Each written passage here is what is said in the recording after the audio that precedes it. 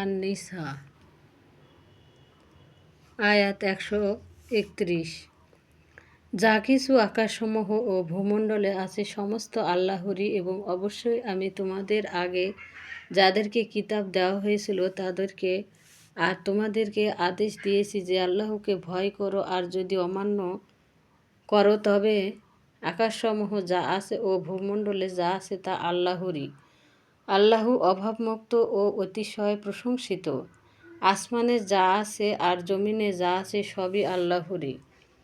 কার্যনির্বাহক হিসেবে আল্লাহই যথেষ্ট। তিনি ইচ্ছে করলে, হে মানুষ, তোমাদেরকে বিলুপ্ত করে তিনি অন্য সম্প্রদায় আনতে পারেন।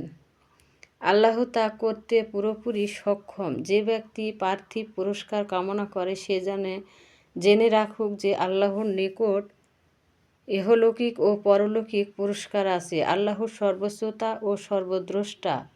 হে ঈমানদারগণ, ন্যায়ের প্রতি সুপ্রতিষ্ঠিত আল্লাহর জন্য সাক্ষ্যদাতা হও, যদিও তা তোমাদের নিজেদের কিংবা মাতা পিতা এবং আত্মীয়জনের বিরুদ্ধে হয়। কেউ ধনী হোক বা দরিদ্র হোক, আল্লাহ উভয়ের ঘনিষ্ঠতর। অতএব প্রবৃত্তির অনুসরণ করো না, যাতে তোমরা ন্যায় বিচার করতে পারো, এবং যদি তোমরা বক্রভাবে কথা বলো কিংবা সত্যকে এড়িয়ে যাও, তবে নিশ্চয়ই তোমরা যা করছো আল্লাহ সে বিষয়ে সম্পূর্ণ অবগত। হে ঈমানদারগণ, তোমরা আল্লাহ তার রসুলের নিকট তিনি অবতীর্ণ করেছেন সেই কিতাবের এবং পূর্বে নাজিলকৃত কিতাবের উপর ঈমান আনো। যে ব্যক্তি আল্লাহকে ও তার ফেরেশতাদেরকে, তার কিতাবসমূহকে, তার রসুলকে এবং শেষ দিবসকে অস্বীকার করে, সে সীমাহীন পথভ্রষ্টতায় পতিত হয়। যারা ঈমান আনলো অতঃপর কুফরি করলো, আবার ঈমান আনলো, আবার কুফরি করলো, অতঃপর কুফরিতে অগ্রসর হতে থাকলো, আল্লাহ তাদেরকে ক্ষমা করবেন না এবং পথ প্রদর্শন করেন না। মুশরিকদেরকে সুসংবাদ শুনিয়ে দাও যে তাদের জন্য যন্ত্রণাদায়ক শাস্তি রয়েছে। যারা মুমিনদেরকে ছেড়ে কাফেরদের বন্ধুরূপে গ্রহণ করে, তারা কি তাদের নিকট ইজ্জত চায়? ইজ্জতের সব কিছুই আল্লাহর অধিকারে। কিতাবে তোমাদের নিকট তিনি নাজিল করেছেন যে যখন তোমরা শুনবে আল্লাহর আয়াতের প্রতি কুফরি হচ্ছে এবং তার প্রতিষ্ঠা ঠাট্টা করা হচ্ছে, তখন তাদের নিকট বসো না, যে পর্যন্ত তারা অন্য আলোচনায় লিপ্ত না হয়। নচেৎ তোমরা তাদের মত হয়ে যাবে। নিশ্চয়ই আল্লাহ মুনাফিক ও কাফেরদের সকলকেই জাহান্নামে একত্রিত করবেন। তারা অর্থাৎ মুনাফিকেরা তোমাদের ব্যাপারেও উৎ পেতে থাকে। তারা আল্লাহর তরফ হতে তোমাদের জয়লাভ হলে বলে, আমরা কি তোমাদের সঙ্গে ছিলাম না?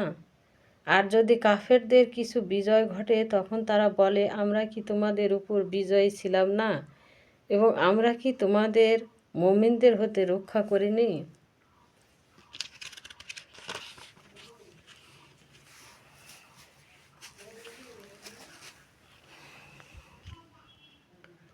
এমত অবস্থায় আল্লাহ কিয়ামত দিবসে তোমাদের মধ্যে মীমাংসা করে দিবেন, এবং আল্লাহ কখনো মুমিনদের বিরুদ্ধে কাফেরদের জয়লাভের পথ করে দিবেন না। নিশ্চয় মুনাফিকগণ আল্লাহর সঙ্গে ধোঁকাবাজি করে, তিনি তাদেরকে ধোঁকায় ফেলে শাস্তি দেন। এবং তারা যখন সালাতের জন্য দাঁড়িয়ে তখন শীতল্যভাবে দাঁড়ায়, লোক দেখানোর জন্য নয়, তারা আল্লাহকে সামান্য স্মরণ করে। তারা মাঝখানে দোদুল্যমান, না এদের দিকে না ওদের দিকে। বস্তুত আল্লাহ যাকে পথভ্রষ্ট করেন তুমি তার জন্য কখনো কোনো পথ পাবে না। হে ঈমানদারগণ, তোমরা মুমিনদের পরিবর্তে কাফেরদের তোমাদের বন্ধুরূপে গ্রহণ করো না। তোমরা কি তোমাদের নিজেদের বিরুদ্ধে আল্লাহর কাছে সুস্পষ্ট প্রমাণ পেশ করতে চাও? মুনাফিকরা থাকবে জাহান্নামের সর্বনিম্ন স্তরে। তুমি তাদের জন্য কখনো কোনো সাহায্যকারী পাবে না। অবশ্যই তারা এদের মধ্যে শামিল নয়। যারা তাওবা করবে, নিজেদের সংশোধন করবে, আল্লাহকে মজবুতভাবে ধারণ করবে আর নিজেদের দিনকে আল্লাহর জন্য একনিষ্ঠ করবে, তখন তারা মুমিনদের সঙ্গী হিসেবে গণ্য হবে আর আল্লাহ অচিরেই মুমিনদের মহা প্রতিফল দান করবেন। তোমরা যদি শুকর জারি করো আর ঈমান আনো, তাহলে তোমাদের শাস্তি দিয়ে আল্লাহ কি করবেন? আল্লাহ সৎ কাজের বড়ই পুরস্কারদাতা ও সর্ব বিষয়ে জ্ঞাত।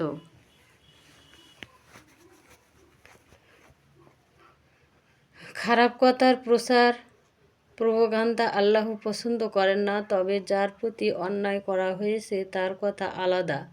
আল্লাহ সর্বশ্রোতা ও সর্বজ্ঞ। তোমরা যদি ভালো কাজ প্রকাশ্য করো কিংবা তা গোপনে করো কিংবা মন্দকে ক্ষমা করো, তবে আল্লাহ দ্রষ্কুটি ও মোর্চনকারী ক্ষমতার অধিকারী।